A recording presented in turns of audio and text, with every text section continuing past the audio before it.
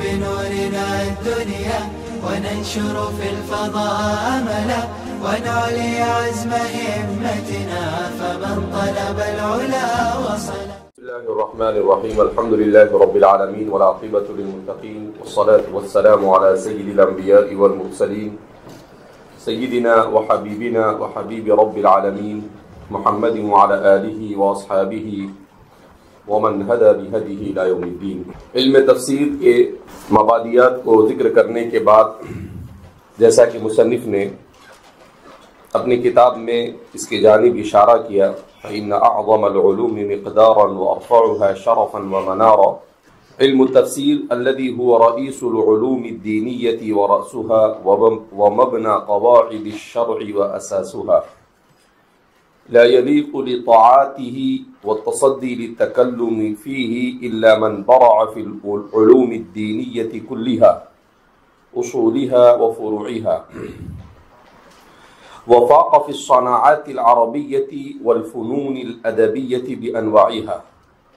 ولطالما أحدث نفسي بأن أصنف في هذا الفن كتابا يحتوي على صفوة ما بلغني من عظماء الصحابة وعلماء التابعين ومن دونهم من السلف الصالحين وينطوي على نكت بارعة ولطائف رائعة استنبطتها أنا ومن قبلي من أفاضل المتأخرين وأماثل المحققين ويعرب عن وجوه القراءة المشهورة المعزوة إلى الأئمة الثمانية المشهورين والشواذ المروية عن القراء المعتبرين إلا أن قصور بضاعتي يثبطني على الإقدام ويمنعني عن الانتصاب في هذا المقام حتى صنح لي بعد الاستخارة ما سمم به عزمي على الشروع فيما أردته والإتيان بما قصدته ناويا أن أسميه بعد أن أتممه بأنوار التنزيل وأسرار التأويل. فها أنا الآن أشرع وبحسن توفيقه أقول وهو الموفق لكل خير ومعطي لكل مسؤول. مصنف علم تفسیر کی فضیلت کو بیان کرنے کے بعد اس کتاب کو لکھنے کی وجہ بیان کر رہے ہیں اور مصنف کا علم تفسیر اور علوم تفسیریہ کے ساتھ کس قسم کی مناسبت ہے اس کی طرف اشارہ کر رہے ہیں. تو فرماتے ہیں وَلَطَالَمَا أُحَدِّثُ نَفْسِي کئی مرتبہ ایسا ہوا کہ میں اپنے دل ہی دل میں سوچتا رہا. اب آپ دورے میں پہنچ گئے. لفظی ترجمہ نہیں کرنے کا، ترجمانی کرنے. ایک ہوتا ہے ترجمہ اور ایک ہوتا ہے ترجمانی. ترجمانی کا مطلب کیا ہے؟ کسی زبان کے مفہوم کو دوسری زبان کے مفہوم کے محاورے میں منتقل کرنا کہ مصنف کیا کہنا چاہتا ہے، اس زبان والا اس کی بات کو دوسری زبان کے مکمل محاورات کے اندر منتقل کرنا. اسی لیے حضرت مولانا علی میاں ندوی نور اللہ مرقدہ فرمایا کرتے تھے کہ مترجم کے لیے دونوں زبانوں کا ادیب ہونا ضروری ہے. جس زبان سے ترجمہ کرے اس کا بھی ادیب ہونا ضروری ہے اور جس زبان میں ترجمہ کرے اس کا بھی ادیب ہونا ضروری ہے. کیوں؟ تو ہی وہ بات کو صحیح معنی میں سمجھا سکتا ہے. اگر وہ عربی جانتا ہے مگر اردو اس کی اچھی نہیں ہے تو وہ ترجمہ بھی اچھا نہیں کر سکتا ہے، وہ اچھی طرح سے سمجھا بھی نہیں سکتا ہے. تو فرماتے ہیں وَلَطَالَمَا أُحَدِّثُ نَفْسِي کئی بار ایسا ہوا کہ میں جی میں سوچتا رہا بِأَنْ أُصَنِّفَ فِي هَذَا الْفَنِّ كِتَابًا کہ اس فن میں کوئی ایسی کتاب تصنیف کروں يحتوي على صفوة ما بلغني من عظماء الصحابة وعلماء التابعين ومن دونهم من السلف الصالحين جو حضرات صحابہ، حضرات تابعین اور سلف صالحین سے منقول انتہائی قیمتی باتیں مجھ تک پہنچی ہے اس پر مشتمل ہو. ایسی کتاب میں تفسیر کے باب میں لکھوں جو حضرات صحابہ، حضرات تابعین اور حضرات سلف صالحین سے منقول باتوں میں سے انتہائی قیمتی باتوں پر مشتمل ہو. تو فرماتے ہیں کہ علم تفسیر یہ بڑا وسیع علم ہے. کیف متفق اور حاطب اللیل کی طرح اگر کام کیا جائے تو یہ بہت ہی زیادہ وسعت کا حامل ہے. حاطب اللیل کس کو کہتے ہیں؟ رات کے اندھیرے میں لکڑیاں چننے والا. اس کو کیا کہتے ہیں؟ حاطب اللیل. کس کو کہ حاطب اللیل تحقیق کے میدان اور تصنیف اور تالیف کے میدان میں کسے کہا جاتا ہے؟ ایسا شخص جو اپنی کتاب میں بغیر تحقیق کے صحیح، ضعیف، کمزور ہر قسم کی چیزوں کو جمع کرے تو اسے کہا جاتا ہے حاطب اللیل. تو فرماتے ہیں کہ میں نے حاطب اللیل کی طرح کام کرنے کا ارادہ نہیں کیا. میں نے سوچا کہ صحابہ سے بھی تفسیری نکات منقول ہے، حضرات تابعین نے بھی تفسیریں کی ہے اور حضرات سلف صالحین نے بھی. کیوں کہ تفسیر کرنے والا تفسیر کرتا ہے اپنے ذوق کے مطابق. کسی کا فقہی ذوق ہے تو وہ کیسی تفسیر کرے گا؟ فقہی انداز میں تفسیر کرے گا. کسی کا ذوق کلامی ہے تو وہ کیسے تفسیر کرے گا؟ علم کلام کے انداز میں. کسی کا ذوق تجوید و قراءت کا ہے تو وہ کیسے تفسیر کرے گا؟ تجوید و قراءت کے انداز میں. تو کسی کا نحو و صرف اور اعراب کا ہے تو وہ اس انداز میں. کسی کا علم بلاغت سے کسی کو دلچسپی ہے، علوم بیانیہ سے کسی کو دلچسپی ہے تو وہ اسی کو سامنے رکھ کر تفسیر کرے گا. تو جتنے علوم ہے ان علوم میں سے جس کو جیسی مناسبت اس انداز میں وہ قرآن کریم کی تفسیر کرتا ہے. اب یہ سب جمع کیا جاوے تو ظاہر سی بات ہے کار دارت. تو مصنف کہتے ہیں کہ میں نے یہ سوچا، بہت مرتبہ دل میں یہ بات آتی تھی کہ کوئی ایسی کتاب لکھی جائے جس میں ان تمام لوگوں سے جو مجھ سے 500 سال پہلے گزرے ہیں ان لوگوں کی تمام چیزوں میں سے موتی چن لیے جائے اور ان موتیوں کو یہاں پر کیا کر دیا جائے، اس کتاب میں رکھ دیا جائے اور اچھی باتوں کو صفوہ اسی کو کہتے ہیں، چنا ہوا، منتخب کیا ہوا. تو انتہائی منتخب کردہ یہ تمام کے تمام چیزیں تفسیر قرآن کریم کی آیات کی تفسیر کے ذیل میں کیا کر دوں، جمع کر دوں. اس طرح کی خیالات میرے دل میں انگڑائیاں لیتے تھے اور میں اس طرح کا سوچتا رہتا تھا. تو فرماتے ہیں کہ وَيَنْطَوِي عَلَى نِكَةٍ بَارِعَةٍ، وہ تفسیر ایسی ہو جو نکت بارعہ پر مشتمل ہو. نکت بارعہ، نکت یہ جمع ہے نکتتن کی. نکتتن کے معنی کیا آتے ہیں؟ باریک چیز. جیسے نکتے کو بھی نکتہ اسی لیے کہتا ہے، کیوں؟ اس لیے کہ وہ بہت باریک ہوتا ہے، آسانی سے نظر آتا نہیں، اسی لیے کیا کہتے ہیں اس کو؟ نکتتن کہتے ہیں. اسی کی جمع آتی ہے نکاتن. تو بہت ہی زیادہ لطیف، بہت ہی زیادہ گہری بات ہو تو اسے بھی کہا جاتا ہے یہ آپ نے بڑا قیمتی نکتہ بیان کیا. اس کو دو طرح سے بولا جاتا ہے، ایک نکتتن اور دوسرا نقطتن. یہ کاف سے بھی آتا ہے اور قاف سے بھی آتا ہے اور قا سے بھی آتا ہے. تو دونوں کا استعمال ایک جیسا ہے. تو فرماتے ہیں کہ اس میں باریک چیزوں کو بیان کیا گیا ہو، یعنی انتہائی لطیف چیزوں کو اور بہت ہی ایسی چیز کو جس کو سن کر انسان عش کرنے لگ جائے اور انسان حیران ہو جائے کہ اللہ کی کتاب نے کیسی باتوں کو کیا ہے، بیان کیا ہے. تو کہا ینطوی علی نکۃ بارعہ، جو انتہائی حیرت انگیز نکات پر مشتمل ہو، انتہائی حیرت انگیز نکات پر مشتمل ہو، وَلَطَائِفَ رَائِعَةٍ، لطائف یہ جمع ہے لطیفتن کی، اس کے معنی بھی باریک کیا تھے، گویا کہ یہ مترادف کے طور پر مصنف سے استعمال کر رہے ہیں۔ تو لطیفتن بھی کس کو کہتے ہیں؟ ایک ہوتا ہے اردو والا لطیفہ اور ایک ہے عربی والا لطیفہ، دونوں میں بڑا فرق ہے۔ اردو میں لطیفہ کہتے ہیں ایسی چیز کو جس سے ہنسایا جائے، کسی نے کسی کو ایسی بات کہی کہ جس کی وجہ سے لوگوں نے کیا کیا، ہنس دیا۔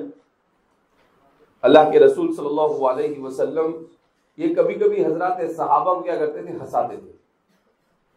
تو اللہ کے رسول صلی اللہ علیہ وسلم کے پاس ایک صحابی آئے اور کہا حملنی علی الجمل، حضور مجھے اونٹ پر بٹھائیے۔ حضور نے کہا ارکبوہ علی النوق، کہا اس کو اونٹ کے بچے پہ بٹھا دو۔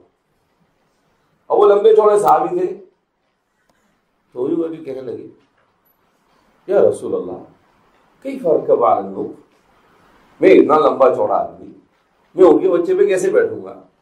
تو آپ صلی اللہ علیہ وسلم نے کہا کہ کیا وہ اونٹ کا بچہ، وہ اونٹ کسی اونٹ کا بچہ نہیں ہوگا؟ حضور نے کیا کہا، جس اونٹ پر آپ کو بٹھایا جائے گا ٹھیک ہے وہ بڑا ہے مگر وہ کسی کا بچہ ہوگا۔ میں نے ایسا تھوڑی کہا کہ اونٹ کے بچے پہ بٹھاؤ کا مطلب یہ کہ چھوٹے بچے پہ بٹھاؤ، میں نے اونٹ کے بچے پر مطلب اونٹ پہ بٹھاؤ، اور وہ اونٹ کسی نہ کسی کا بچہ ہوگا، وہ اونٹ کسی نہ کسی کا کیا ہوگا، بچہ ہوگا۔ ایک بڑھیا آئی اللہ کے رسول صلی اللہ علیہ وسلم سے کہنے لگی میرے لیے دعا کیجیے اللہ جنت میں لے جائے۔ کہا کہ بڈھی جنت میں نہیں جائے گی۔ وہ بڈھی جا اعلیٰ تب کی رونے لگی۔ حضور نے کہا مطلب یہ ہے کہ بڈھی ہونے کی حالت میں جنت میں نہیں جائے گی، جوان ہو کے جنت میں جائے گی۔ تو وہ ہنستی ہوئی وہاں سے کیا ہو گئی، چلی گئی۔ حضرت علی فرماتے ہیں کہ ایک دن کھجور کھانے کے لیے بیٹھے ہم، تو اللہ کے رسول صلی اللہ علیہ وسلم کیا کرے، کھجور کھاوے اور چپکے سے گھٹنے حضرت علی کی طرف ڈال دیں۔ جب کھجور کھا کے فارغ ہوئے تو اللہ کے رسول صلی اللہ علیہ وسلم کہتے یا علی اکلت تمرات کثیرہ، تے سارے کھجور کھا گیا تو۔ اب حضور کے سامنے ایک بھی گٹلی نہیں۔ تو حضرت علی کہتے ہیں یا رسول اللہ انت اکلت مع نواتها، آپ تو گٹلی کے ساتھ ہی کھا گئے۔ کیا کہا آپ تو کیسے کھا گئے، گٹلی کے ساتھ ہی کھا گئے۔ تو اس کو کہتے ہیں یہ اردو والے لطائف ہے۔ کون سے لطائف ہے، اردو والے لطائف۔ تو اردو میں کسی چیز کے ذریعے ہنسایا جائے تو اس کو لطیفہ کہتے ہیں، لیکن عربی میں یہ مطلب نہیں۔ اردو میں عربی کی بہت سارے کلمات اور تعبیرات کو بھی کمالی ہی لے لیا جاتا ہے، مگر ضروری نہیں ہے کہ دونوں کا استعمال ایک جیسا۔ عربی میں کچھ اور معنی میں استعمال ہوتا ہے اور اردو میں کچھ اور معنی میں استعمال ہوتا ہے۔ یہاں پر بھی لطیفتن کا حال ایسا ہی ہے۔ لطیفتن سے مراد یہاں ہنسانا نہیں ہے، بلکہ لطیفتن سے مراد یہاں پر نکتتن ہی ہے، یعنی باریک اور انتہائی گہری بات۔ تو فرماتے ہیں دیکھو جس آدمی کا ذوق ادبی ہو تو ادبی ذوق کا حامل آدمی اپنی بات کو، ایک بات کو متعدد تعبیرات سے بیان کرتا ہے، ایک بات کو متعدد تعبیرات سے کیا کرتا ہے، بیان کرتا ہے۔ اس کو مترادفات کہا جاتا ہے کہ وہ ایک ہی بات کو بیان کرنے کے لیے متعدد مترادفات اور تعبیرات لاتا ہے۔ کیوں؟ اس کا ادبی ذوق، اس کے پاس الفاظ کا ذخیرہ ہے، تو وہ اس الفاظ کے ذخیرے کو بکھیرنا چاہتا ہے۔ کیوں؟ اس لیے کہ پڑھنے والا اور سننے والا الگ الگ ذوق کا حامل ہوتا ہے۔ کسی کو یہ اچھا لگے گا کہ نکت البارعۃ بڑا اچھا جملہ ہے، کوئی بولے گا نہیں یہ برابر نہیں، لطائف بہت اچھا ہے۔ تو جس کو جو اچھا لگا وہ کیا کر لے گا، وہ اس کو پسند کرے گا۔ اس لیے وہ مترادفات کیا کرتا ہے، جیسے آدمی کپڑا لینے کے لیے جاتا ہے دکان میں تو طرح طرح کے کلر اور طرح طرح کی ڈیزائن کے کپڑے ہوتے ہیں، تو ایک آدمی ایسا ہوتا ہے جو پسند کر لیتا ہے، وائٹ ہے، سمپل ہے، وہ پسند کرتا ہے، اور ایک اس کے جیسا ایسا ہوتا ہے کہ لیڈیز لال کپڑے جیسا پسند کر لیتا ہے۔ تو یہ الگ الگ ذوق ہوئے نا۔ وَلَطَائِفَ رَائِعَةٍ وَلَطَائِفَ رَائِعَةٍ، اور باریک نکتے یا رائع یہ بھی کہا جاتا ہے عربی زبان میں خوبصورت اور بہترین نظر کو بھانے والی چیز کو عربی زبان میں رائعۃ کہتے ہیں. استنبطتها انا ومن قبلی من افاضل المتاخرین، جس کا استنباط کیا میں نے اور مجھ سے پہلے متاخرین میں جو بڑے فضلاء گزرے ہیں انہوں نے. کیا مطلب کہ یہ باریک باریک نکتے اور یہ انتہائی گہری باتیں تفسیر سے متعلق تو کچھ میرے ذہن میں آئی، کچھ امام زمخشری کے ذہن میں آئی، کچھ امام رازی کے ذہن میں آئی، کچھ امام راغب اصفہانی کے ذہن میں آئی، اور دیگر مصنفین اور متاخرین جن کو میں نے پڑھا. تو جہاں پر مجھے جو استنباط اچھا لگا افاضل متاخرین کا، میں نے سوچا کہ یہ ساری اچھی چیزوں کو یکجا کر دیا جائے. وَأَمَاثِلِ الْمُحَقِّقِينَ، یہ افاضل المتاخرین جو ہے اسی کا کیا ہے؟ مترادف ہے. اور بے مثال محققین، اور بے مثال محققین، کہ محققین اور متاخرین میں سے جو بھی ایسے گزرے ہیں، ایسے افراد جن کو علم تفسیر میں ید طولہ حاصل تھا، ایسے لوگوں کے استنباطات کو اور خود اپنے ذہن میں قرآن کریم سے متعلق آنے والے نکات کو میں اس کتاب میں جمع کروں. وَيَعْرُضُ عَنْ وُجُوهِ الْقِرَاعَاتِ الْمَشْهُورَةِ الْمَعْضُوَةِ إِلَى الْأَئِمَّةِ الثَّمَانِيَةِ الْمَشْهُورِينَ، اور وہ کتاب مشتمل ہو قراءات مشہورہ پر جو ائمہ قراءت ثمانیہ مشہورہ کی طرف منسوب ہو. کیا مطلب کہ مصنف یہ کوشش کریں گے کہ قراءت میں کیا اختلاف پایا جاتا ہے. تو اختلاف قراءات کو بھی وہ کہتے ہیں کہ میں بیان کروں گا کہ کسی نے اگر مالک یوم الدین پڑھا تو کیوں پڑھا، اگر کسی نے مالک یوم الدین پڑھا تو کیوں پڑھا، کسی نے غیر المغضوب علیہم پڑھا تو کیوں پڑھا، کسی نے ہم پڑھا تو کیوں پڑھا، وہ پڑھنے والا کون. تو کہا کہ اس طرح قراءات سے متعلق جو تفصیلات ہیں اسے بھی کیا کروں گا میں. کسی نے الصراط المستقیم پڑھا تو اس نے صراط نہیں پڑھا، زراط کیوں پڑھا. اب یہ صراط کا لفظ ہے، عجیب لفظ ہے، اس کو صراط بھی پڑھا جاتا ہے، اس کو صراط بھی پڑھا جاتا ہے، اور اس کو زراط بھی پڑھا جاتا ہے. تو ایک ہی لفظ ہے، کسی نے اس کو سین پڑھا، کسی نے صاد پڑھا، اور کسی نے ضاد پڑھا. کلمے کے حروف کے بدلنے سے کوئی معنی پر فرق آتا نہیں، مگر ہر ایک نے پڑھا. کیوں پڑھا، کس نے پڑھا، کہا یہ ساری کے ساری تفصیلات کو میں اپنی کتاب کے اندر میں بیان کروں گا. تو مصنف تفصیل کے ساتھ قراءات کے اوپر گفتگو کرتے ہیں. بہرحال وَالشَّوَاذِ الْمَرْوِيَّةِ عَنِ الْقُرَّاءِ الْمُعْتَبَرِينَ، اور قراءات شاذہ جو معتبر قراء سے منقول ہے. قراءات دو طرح کی ہوتی ہے، ایک ہوتی ہے قراءات متواترہ مشہورہ، دوسری ہوتی ہے قراءت شاذہ.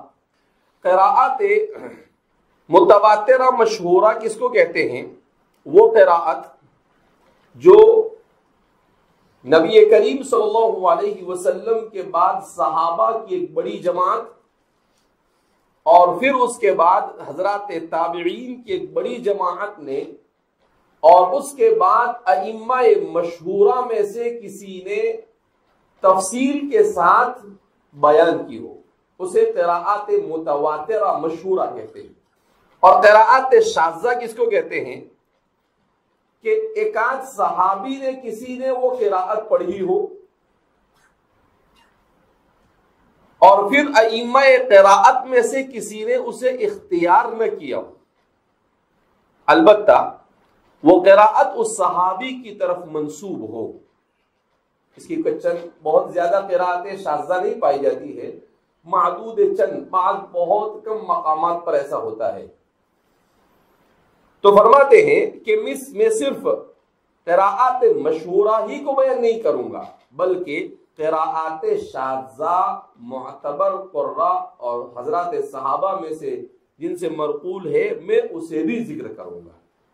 سوال پیدا ہو کہ مشہورہ تو سمجھ میں آتا ہے لیکن یہ شاذہ کیوں؟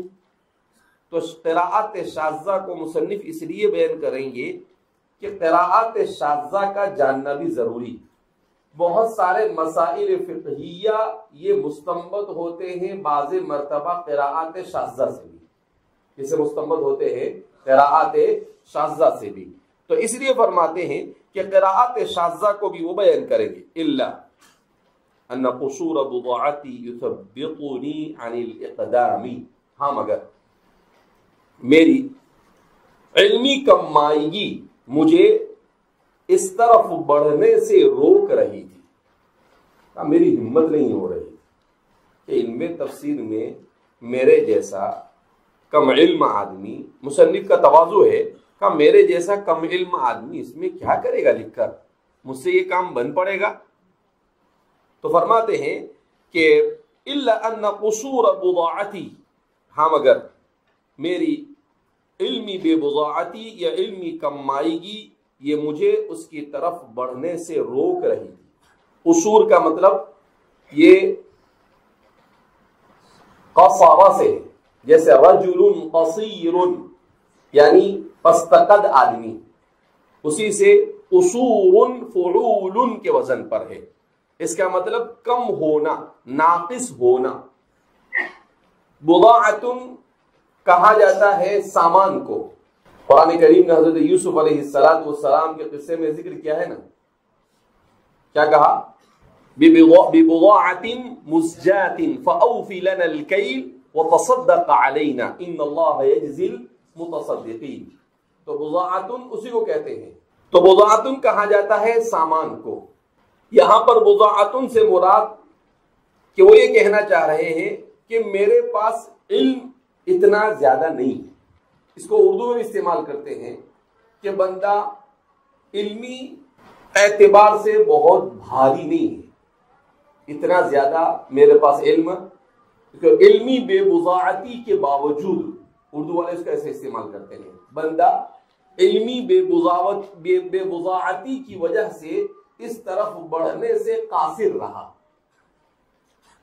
تو اس طرح سے بے بضاعتی کے ساتھ اس کا لفظ اردو میں بھی استعمال کیا جاتا ہے۔ الا ان قصور بضاعتی یثبطنی، ثبط یثبط اس کے معنی آتے ہیں کسی چیز کی طرف بڑھنے سے رکنا، المنع۔ تو فرما رہے ہیں کہ میری علمی کمائیگی مجھے اقدام کرنے سے روک رہی تھی، مجھے اس کی طرف بڑھنے سے، اس کام کو شروع کرنے سے روک رہی تھی۔ وَيَمْنَعُنِي عَنِ الْإِنْتِصَابِ فِي هَذَا الْمَقَامِ، وہی بات مترادف کے طور پر ڈبل لا رہے ہیں، اور مجھے اس تصنیف کے میدان میں آگے بڑھنے سے منع کر رہی تھی۔ حَتَّى صَنَعَ لِي بَعْدَ الْإِسْتِخَارَةِ ما صمم به عزمی علی الشروع فیما اردته، یہاں تک کہ جس چیز کے کرنے کا میں نے عزم مصمم کیا تھا اس پر استخارے کے بعد اسے شروع کرنے کا مجھے موقع میسر آیا۔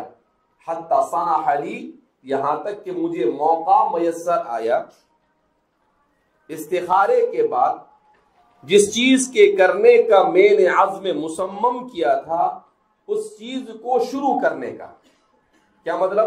وہ کہہ رہے ہیں کہ کچھ دنوں تک تو میں شش و پنج میں مبتلا رہا کہ بھائی یہ تفسیر کا میدان ہے، اپنے کو کچھ آتا جاتا ہے نہیں، اپنے سے بن پڑے گا، میرے سے ہوگا یا نہیں ہوگا۔ تو ایسا بہت دن تک تو اسی کشمکش میں اور شش و پنج میں مبتلا رہا۔ پھر میں نے کہا کہ چلو ایک کام کرتے ہیں، استخارہ کرتے ہیں۔ الاستخارۃ ای طلب الخیر من اللہ، استخارے کا مطلب اللہ سے خیریت کا مطالبہ کرنا۔ مسلمان کی شان یہ ہوتی ہے کہ وہ اپنے کسی بھی کام کو کرنے سے پہلے اللہ سے استخارہ کرتا ہے۔ استخارے کے دو طریقے ہیں. ایک استخارے کا طریقہ یہ ہے کہ آدمی رات میں سونے سے پہلے 2 رکعت نماز پڑھے، اور 2 رکعت نماز میں ہمارے بزرگان دین کہتے ہیں پہلی رکعت میں اذا جاء نصر اللہ، پہلی رکعت میں الم نشرح لک صدرک پڑھے، اور دوسری رکعت میں اذا جاء نصر اللہ پڑھے، اور پھر اس کے بعد دعا پڑھے اللہم انی استخیرک بعلمک واستقدرک بقدرتک. پوری دعا ہے استخارے کی. اس پوری دعا کو پڑھے، اور اس میں 2 جگہ پر 2 لفظ آتے ہیں اللہم ان کان ھذا الامر خیر لی فی دینی و دنیای و معاشی و عاقبت امری، کہ اگر یہ کام، تو وہاں سوچے، امیجن کرے، تخیل کرے اس چیز کے بارے میں جس کا وہ ارادہ کرتا ہے. ایسے ہی اگر یہ میرے لیے بہتر نہیں ہے اللہم ان کان ھذا الامر شر لی فی دینی و دنیای و معاشی و عاقبت امری، تو پھر وہاں پر بھی اس کو سوچے جس کام کا آپ استخارہ کر رہے ہیں. تو فرماتے ہیں کہ اس طرح سے آدمی کو 3 دن تک کرنا چاہیے. پھر اس کے بعد ضروری نہیں کہ خواب آئے. بہت سارے لوگ خواب کا انتظار کرتے ہیں. خواب آنا ضروری نہیں ہے.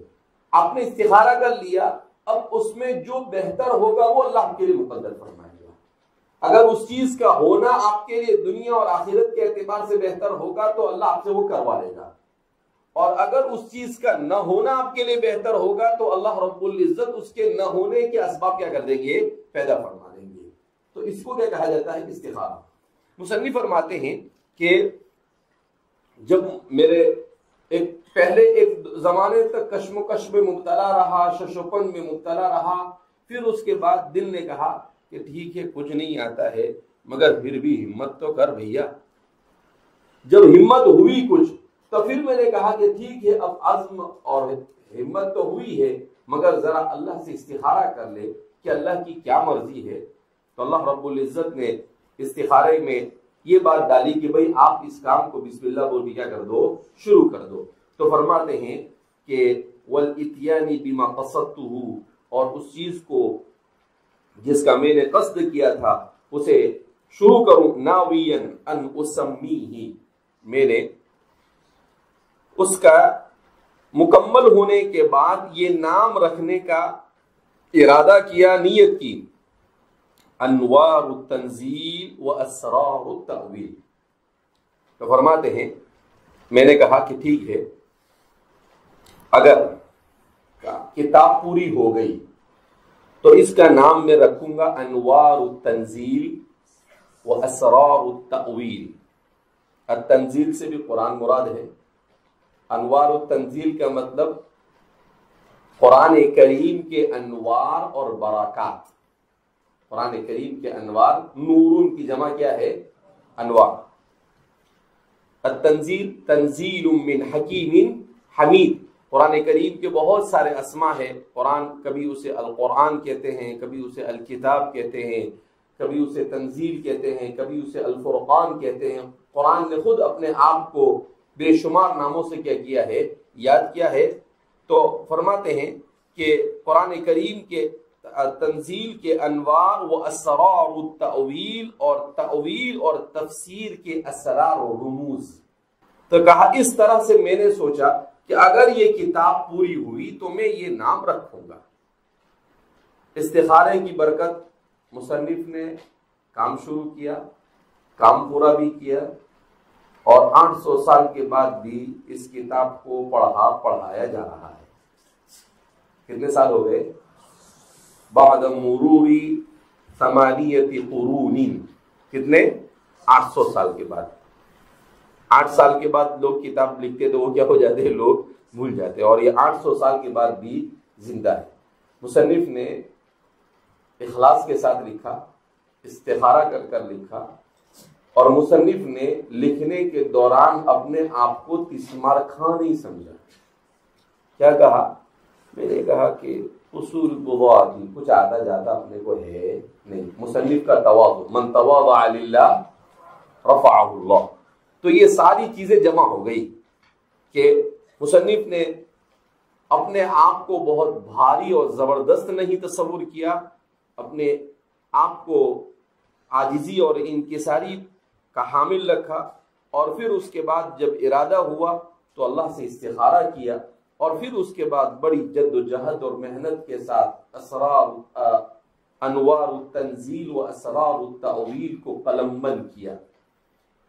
فَهَا أَنَا الْآنَ أَشْرَعُ وَبِحُسْنِ تَوْفِيقِهِ أَقُولُ، تو آئیے اب میں اسے شروع کر رہا ہوں اور اسی کی حسن توفیق سے کہہ رہا ہوں، وَهُوَ الْمُوَفِّقُ لِكُلِّ خَيْرٍ، اور وہی وہ ذات ہے جو ہر کار خیر کی توفیق دینے والی ہے، وَمُعْطِي كُلَّ مَسْئُولٍ، اور وہی ذات ہے جو ہر مراد کو پوری کرنے والی، ہر سوال کو عطا کرنے والی ہے۔ تو کہا کہ بھائی میرا کچھ نہیں ہے، جو کچھ ہے اللہ کی توفیق سے۔ میں نے ایسے ہی کہا کہ اللہ ایسا دل میں کچھ چل رہا ہے، اگر ایسا لگتا ہے کہ اچھا ہے تو آپ مجھ سے کروا لیجئے۔ تو اللہ ہی کی توفیق سے میں اپنی اس کتاب کا کیا کر رہا ہوں، آغاز کر رہا ہوں۔ اس طرح سے مصنف نے اس مختصر مقدمے کے ذریعے سے اپنی کتاب کا کیا کیا، آغاز کیا اور اپنی کتاب کو شروع کیا۔